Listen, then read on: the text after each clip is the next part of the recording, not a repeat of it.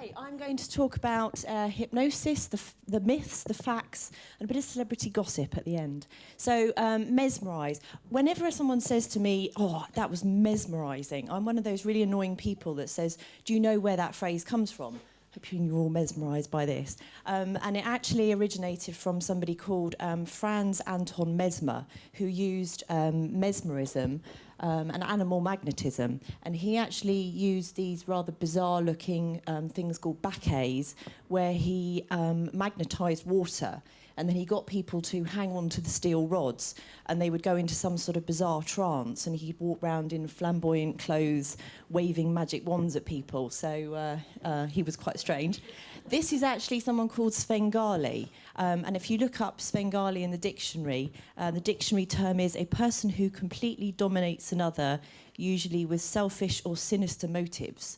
And this actually originated from a film called Trilby many years ago, where he, and obviously the word Svengali is now used by Derren Brown, but Trilby was about a story about Svengali who hypnotised a model to sing very well, but unfortunately he used it for negative connotations as well.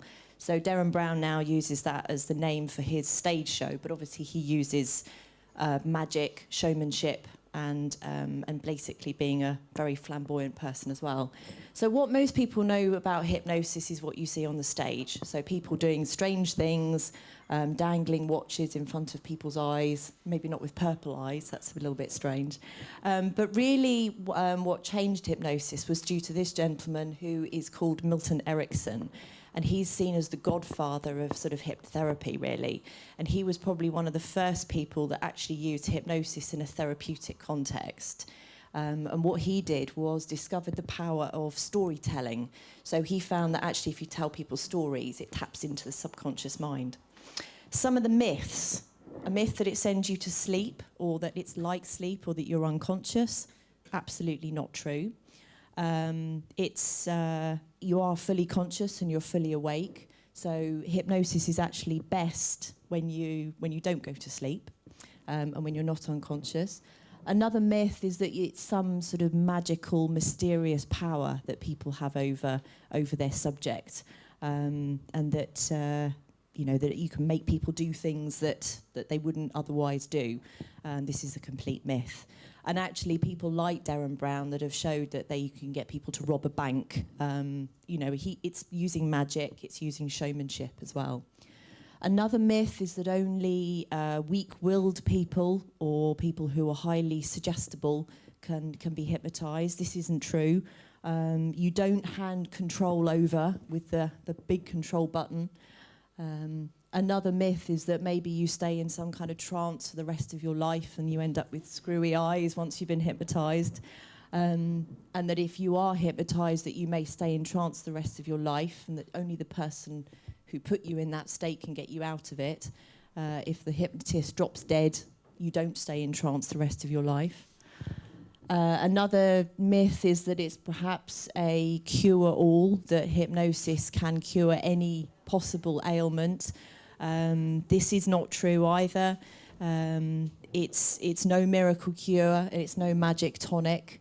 Another myth is that it's highly dangerous, that maybe there's some of the side effects of hypnosis have been from headaches to turning you into a full psychosis or becoming a psychotic person.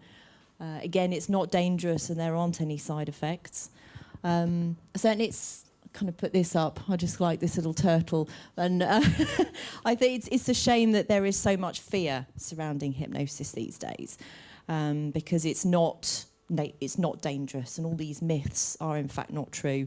They are unfortunately things that we've taken on unwittingly over the years because of the stories and because of the weirdness.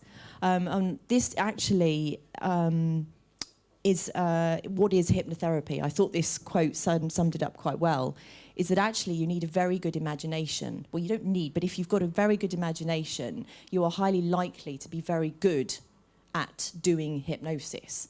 So being able to use your imagination. And one of the best sort of therapeutic elements of hypnotherapy is, of course, relaxation. And this is the very reason why I decided to study hypnotherapy in the first place. I was highly stressed out with, with work, and I just thought I need to relax. And also with performance. For me, it helped give me focus, it helped give me direction, and to enhance my own performance in work, in my personal life, in my sporting life. So this was really the reason why I decided to get into hypnotherapy. So it can be used in business context, in the performing arts, and especially in, as I said, in the sporting environment. I like this because obviously when Roger Bannister broke the sub 4-minute mile, experts had said, no, it's impossible. But once he'd done that, within the following 18 months, 45 other people broke the 4-minute mile because they knew it was possible. Beforehand, everyone thought it was impossible. This is a fight between Steve Collins and Chris Eubank. And Steve Collins actually had the hypnotherapy in this fight. And the focus was for every one punch from Eubank, he would throw 2. And in that fight, he threw double the number of Chris Eubank and actually won it.